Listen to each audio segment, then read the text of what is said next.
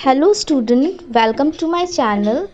As we have seen the model of a plant cell in the previous video, but in this video we will know about the parts of the plant cell.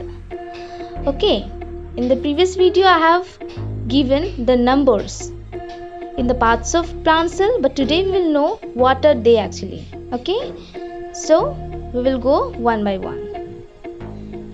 In number 1 you may see this cell wall. In number 2, you may see the cell membrane. And in number 3, you may see the Golgi body. Then it comes number 4, vacuoles. Then number 5 is the chloroplast. Number 6 is ribosome. Number 7 is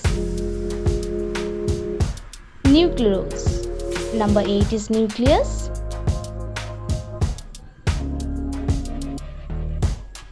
Number 9 is endoplasmic reticulum and number 10 is mitochondria. And in the next video we will discuss this model more briefly. Thank you.